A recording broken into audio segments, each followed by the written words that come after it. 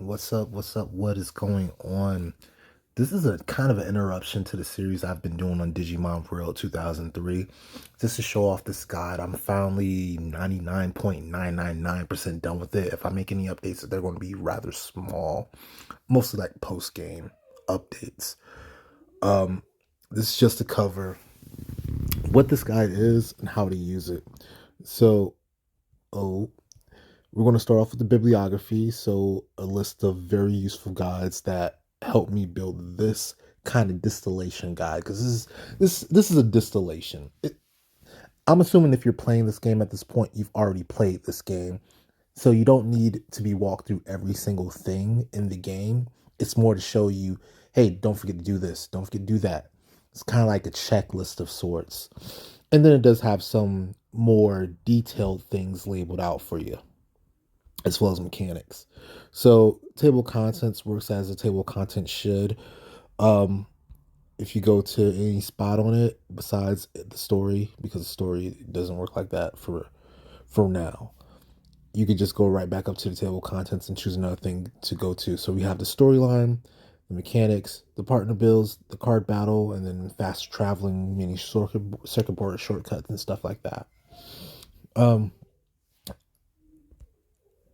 some of the good stuff that I've added, developed myself. Really the circuit board stuff I've pretty much solo like developed. Like of course, yeah, I used maps, but I determined which were the fastest ways to get places. I put that all in under notes. Hey, if you're coming from south or east going to north, you can't do that. Using the triangle of the seabeds, that type of stuff.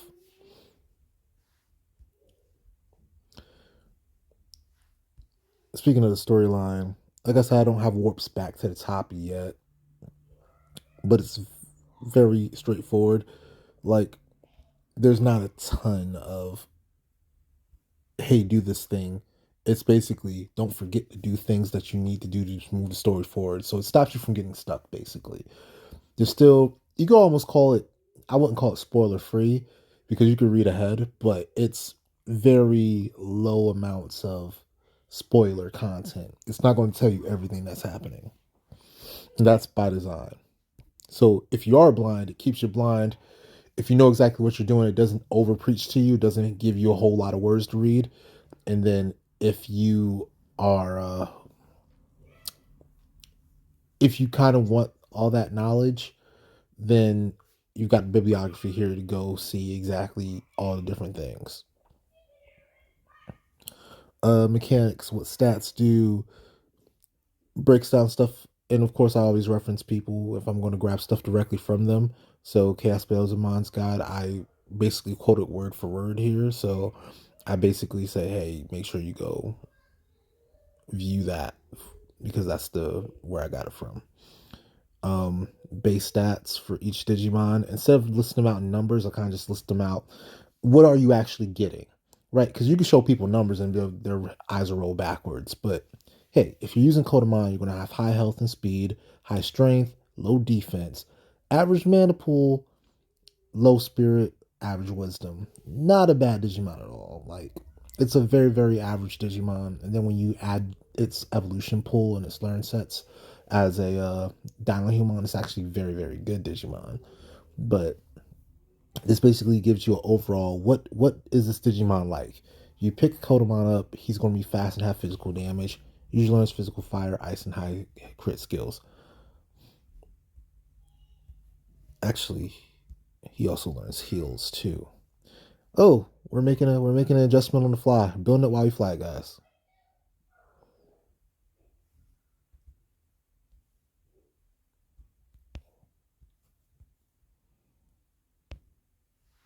Yeah, he gets a little bit of everything. He's very much a jack of all trades. Renamon, high magic damage and mana, physically frail, and that's almost going to be the exact same thing as Patamon. High magical crit and mana, low HP, usually learns healing and magical wind spells. Mon, high speed and physically bulky, meaning physically resistant to damage, but he lacks his own damage. But he usually learns the physical interspecies and high crit skills.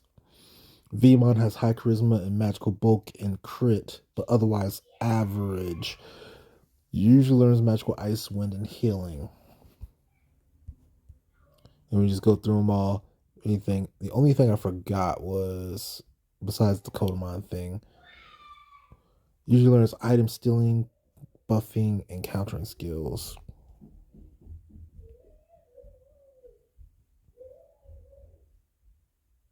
I think he learns buffing before countering. But both of those are very big tools of his. He learns the best buff in the game, which is Mega Boost, and he learns the best counter in the game, which is Final Purification. So, which is funny how he's the counterer, but he's like stupidly frail. So you have to kind of work on his ability to actually withstand a hit in a game that's very, very brutal. Digivolution stats kind of just summarizes how all devolutions work. It doesn't tell you, it's not broken down like which stats are good for them. It just kind of tells you, and honestly, I might build a wing on that. But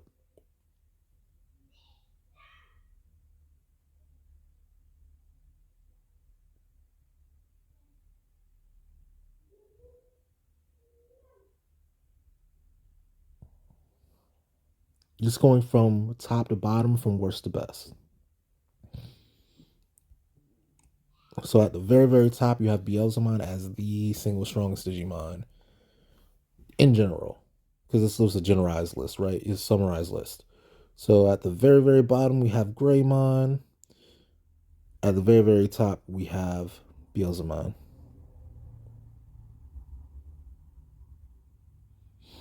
Which is surprising. I thought it would be Imperialmon Paladin mode, but it's Beelzemon. Just in terms of base stats. Well, I guess no, not in terms of base. In terms of everything. Um,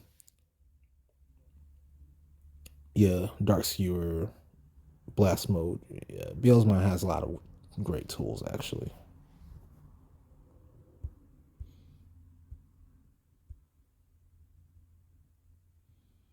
And then in green, I have things that are stronger than they're supposed to be. In red, I have things that are weaker than they're supposed to be.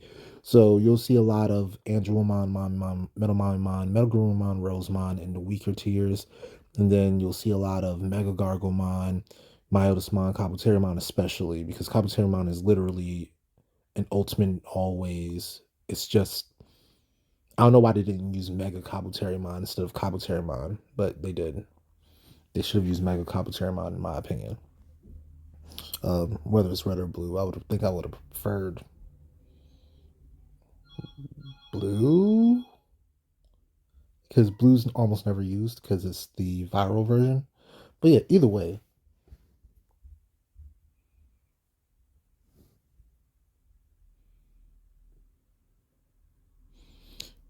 gems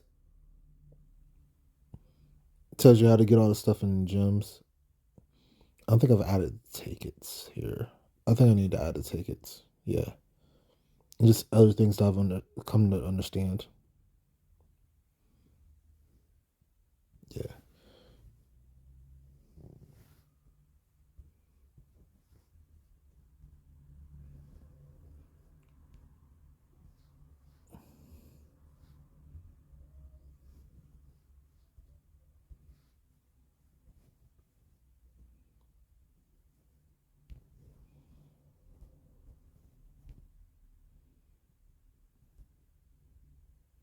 I don't even know the actual name of the dark training. I'm just gonna call it darkness training S or S dark training. I can fix it later. All right, DVXP. The thing I love to hate. Ooh, this is one of the things, and we're gonna get to that in the last position. Just and DVXP is like the worst system ever created. It's got to be the worst system any game ever created because it just slows you down so much with how it was implemented. But it exists, and we have to deal with it. So what I ended up doing was I tried to create an optimal line here, just things you should try to fight, in order if you want to get the most DVXP per level while not necessarily slowing down your leveling a lot. Because sure, you could just fight Kunamon and Tapermon and Central Park, Asuka Central Park. In every 10 battles, you're going to get a DV level no matter what, right? Because no matter what, you're always going to get at least 1 point. And if you if you don't want to get too many points per battle, let's say, you can guarantee that you're always going to get per.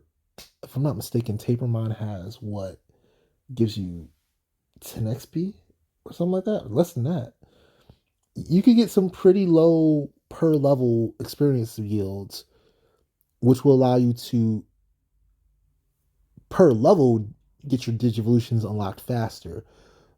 But in real time, it's taking you far long because you're doing 10 battles instead of just fighting freaking Beedramon or Scorpiomon. It's way quicker.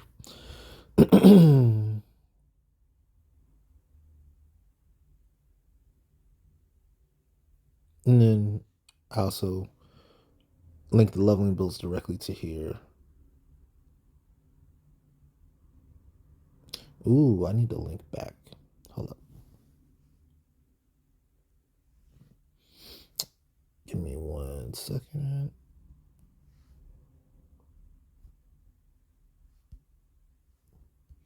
I'm just going to link back to DVXP. Boom.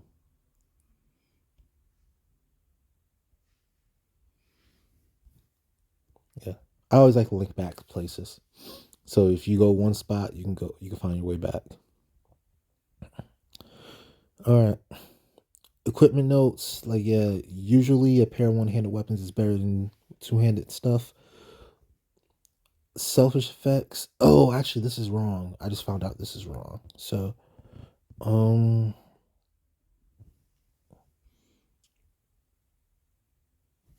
I don't even know how to reimagine this actually, because I thought they were selfish effects, which means that you can only use them. But what's really happening is there's just effects that just don't work with counter and multi-crest.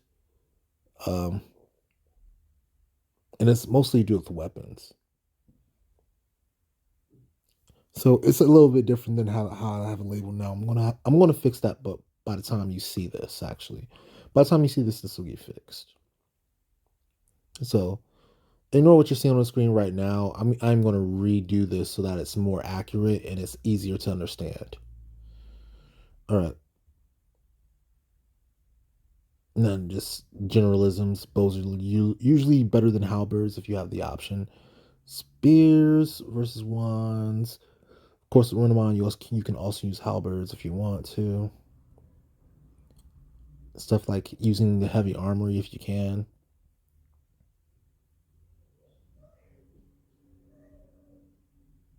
The exact strength of the armories in the game.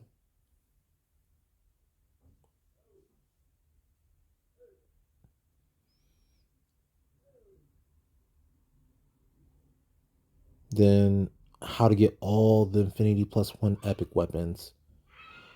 And the optimal armor Digimon route, which I've already shown in a different video. A little bit of understanding on elements. So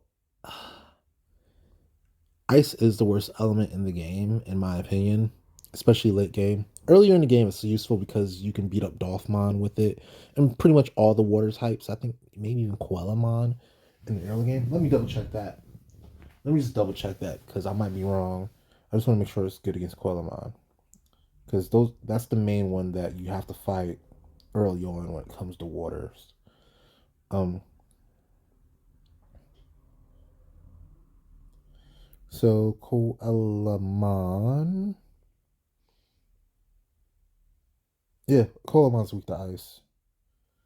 Pretty sure Crabmon is too.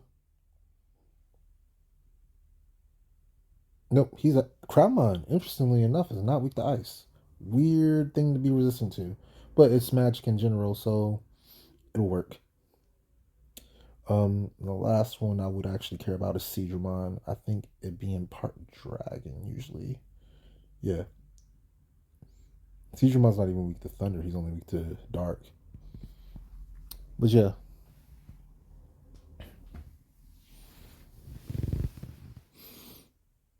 Ice is a pretty bad element, but it's also one of the easiest elements to get as a power, and it's good against Dolphmon, so that's why you have it.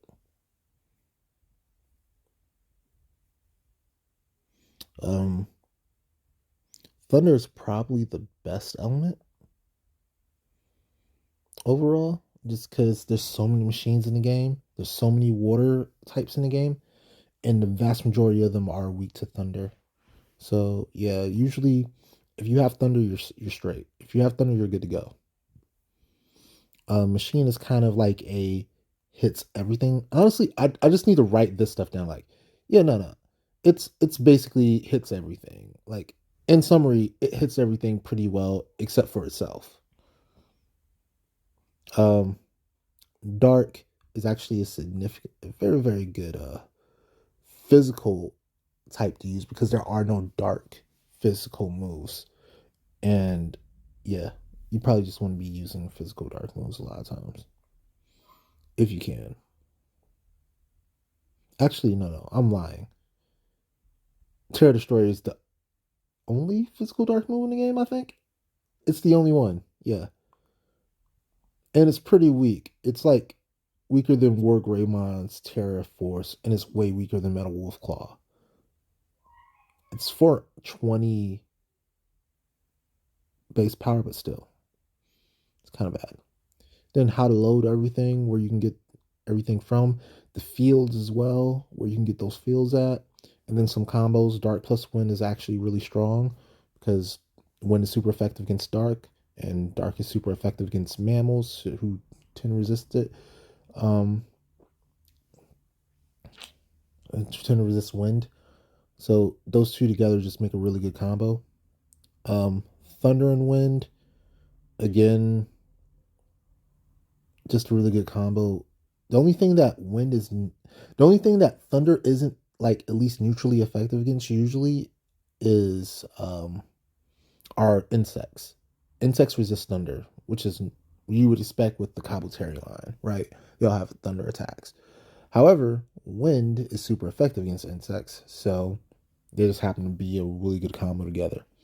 Thunder Machine, again, decent combo, not too much resist both together. And then Water and Machine works for pretty much the same reason Thunder and Machine works. Machine only really resists itself, so if you only need to beat machines, then usually only water. Well, usually Thunder always beats machines for the most part. There's like one or two that resist it. And then water beats most machines, but there's like a few more that resist it. Like Boltmon and such. Buster skills. I linked to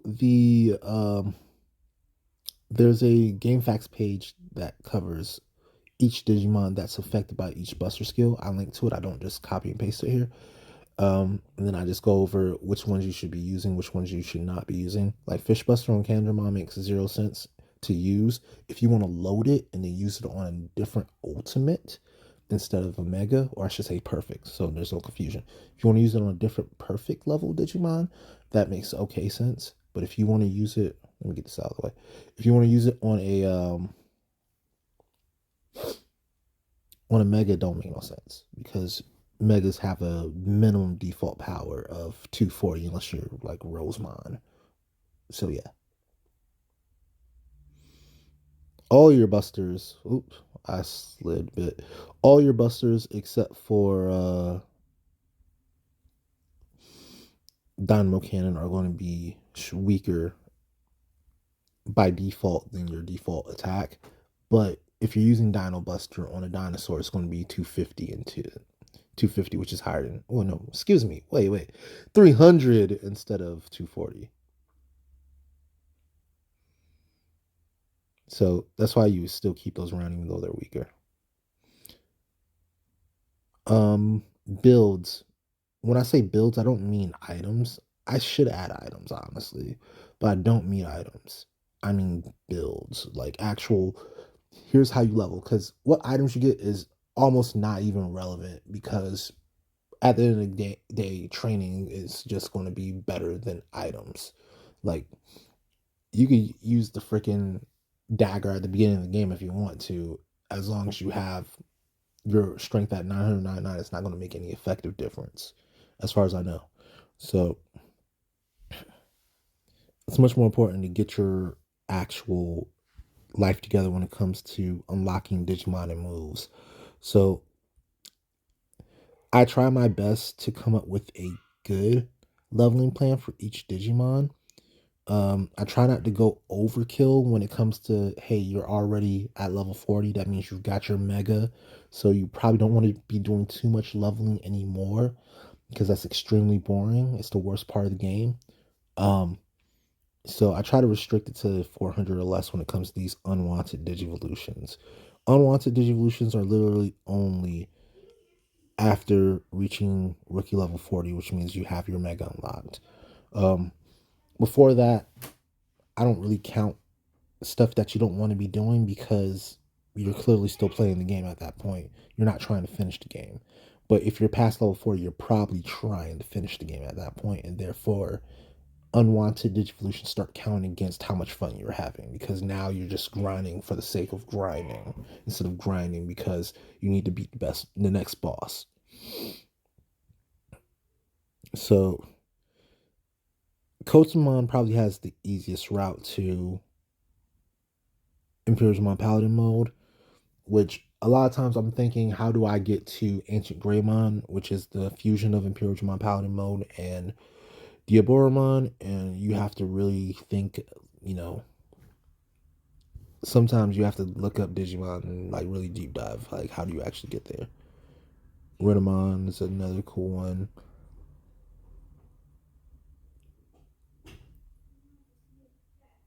Fighter mode here, I tried to do themes as well. So I did waifus for Renamon, even the bird. I said, um, Monmon's theme is guns, so I just kind of looked at the positron laser and said, oh, "That's a gun." Technically, Vmon.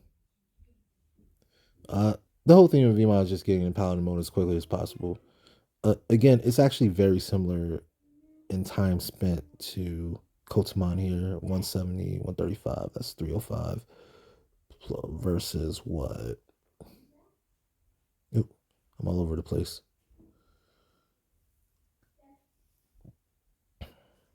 So because I go to Marsmont, it takes a little bit longer.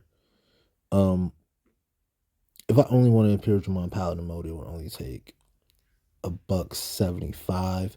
But because I'll also go for Marsmon for the Mississauga or Soul Charge or whatever it is, like the one that gives you chi. Um, because I go for that as well in order to get the maximum possible damage. That's why it takes more than 300, but it's only like 350 tops.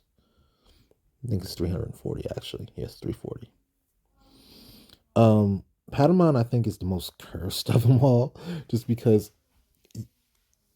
yeah, it's the one that makes the most sense to go for Diomoromon with. Um, at sometimes, but also it takes a ton of levels to do so. Diaboromon itself is kind of cursed because of needing two high level megas.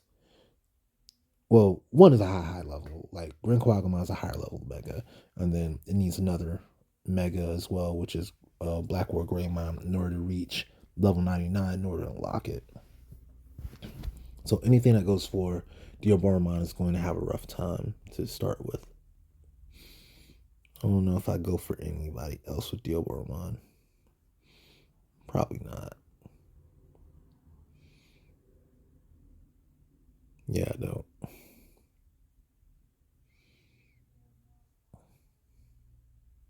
Yeah. Yeah, there's just buffing and debuffing support. Really getting into that I'm a support character aspect of being Patamon. For Kumamon, it's just using all the physical elements. So code slash yeah. It's code slash and burn slash from Guardian Angemon. Heaven hit and vacuum cannon from Marsmon and mechanical bash from Metal Garurumon. Those are all your elemental physical attacks. So we got them all on one set here. And plus, Metal Gurumon's a wolf. I could have gone for Saint Gargomon. I could have. It would have also given me Mechanical Bash. But at that point, it's like, how many levels do you really want to put into this? Yeah. I think Metal Gurumon gets Metal Field, and that's also part of it. Part of why. So Agumon's whole thing is just being the Mario. It gets a lot of the fire skills. So we've got fire and we got dark and fire field from Black War Greymon. We've got the strongest fire skills in the game from Omnimon. And we've got ice and thunder from Sakyamon. Ice isn't all that useful, but thunder is for sure. So you got a lot of really good stuff. You could also go for Diobarmon as well if you really want to. If you really, really want to. And then Guilmon's whole thing is just being embracing this virus self. So it goes for its buddy Beelzemon as the capstone. It also picks up Grand Quagamon just because it's on the way there. Actually, no, it's not on the way there because Beelzemon is Malamyotismon, and yeah, it picks up on something else from Imperialmon and Black Worker. No, Imperialmon and Kabuterimon. That's right. All right, card battle. Basic overview of all the colors and what they do. Just how to play. Your power progression throughout the game. If you don't want to fall too far behind at any point in the game, because you could always just wait until the end of the game and say, "Oh, I'm going to pick up every booster 15B and call it good," and then you'll just have a whole bunch of really good cards. Uh, you'd probably want to go back and look for certain things like freeze bug and such, but you just getting booster 15Bs and 14Bs will get you most what you want. But if you want to be playing the entire game instead, then yeah, here's a natural power progression that's pretty good to getting you through the Sun Cup. Legendary cards, what they do, what they specifically actually do, because the game can be sometimes confusing about it. I didn't write down the side quest here just because, well, okay, Edamon's mic is written here. But as far as the fishing rod and the kicking boots, I feel like that's readily available information. And I also go over exactly how to do it in the storyline. So if you really want to know how to get those two items, the kicking boots and the fishing rod, just go to chapter 1 of the story.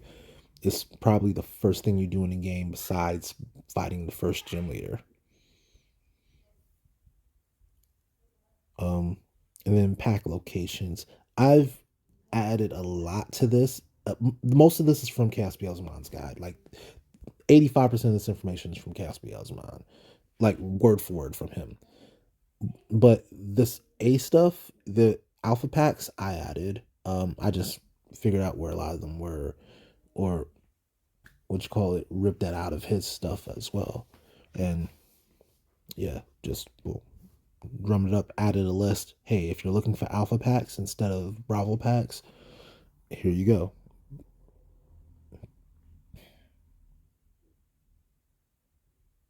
Bravo packs are literally, I think I only had to update one thing, and that was like one of these didn't have like west sector on it or north sector. Something didn't have it on there. So I just had to update that. And then the rare packs just updated where to get them from when it comes to the tamer battles. Now, you can't repeat the tamer battles for R05, at least not in Digimon World 3. In 2003, in the post game, there is a tamer, if I'm not mistaken, that will allow you to do repeatable battles with him for R05s. But in the main game, that's not a possibility. So, yeah. All right. And then I just go over my decks real quick, what all of them are. I may end up writing some more, but a lot of these are just kind of straight up like obvious. Red is the one that needed the most words because it's the hardest one to play. A lot of these are just straight up like, yeah, you just do the thing and your enemy loses. And then useful circuit boards is probably what I put the most personal work into. Um, Telling you on a circuit board what hole you're at, where you're at on the board. Sometimes I don't tell you where you're at on the board. I just tell you where you need to go to get to another point on the board. And then I also have here the reference from the Versus Books guide. If you're looking at that, if you have the copy of the Versus book, you can go there and you can see that guide, the physical map of the circuit board itself. Otherwise, you just have to rely on text here, which isn't bad, honestly. If you understand clockwise and counterclockwise, this is clockwise. So if you start on a circuit board and you're going this way, then clockwise would mean you go like this. But if I'm saying you go counterclockwise and you start on a circuit board and you go like this, and you're supposed to go counterclockwise and you go this way. But if I'm saying counterclockwise, okay, we're going to keep this counterclockwise. You're starting on a circuit board and you're starting at the top and you're going down. That means you would go like this because remember you're going the opposite of a clock. But if you're going clockwise and you're starting from the top, you go like this. So that's how it all works. And then if you reach a dead end while you're supposed to be going clockwise or counterclockwise, just continue past. It'll be the first possible exit while going that direction.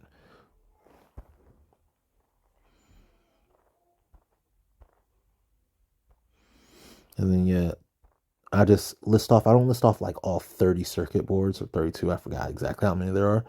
I list off like, let me see how many there are actually. 1, 2, 3, 4. It's like less than a dozen. 5. So 5 inner circuit ones. So to get you between Asuka and Amaterasu. 1, 2, 3. And then yes, 6 for just the servers themselves. So altogether, that's 11 circuit boards that I find useful enough to list there. All right, finale, things I'd update. This game has a lot of flaws. Obviously, it shows its age. It shows that it hasn't been updated. So I go through that at length. There's a million things I want to talk about. I even forgot some stuff. I forgot that I wanted to include the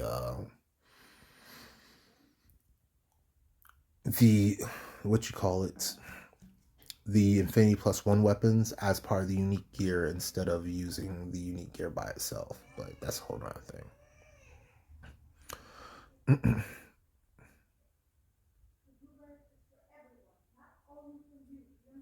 Yep. But there's a million things I do to try to change this game up. But anyway, that'll be it for me now. I've been me, you've been awesome. I'll catch you later. Peace.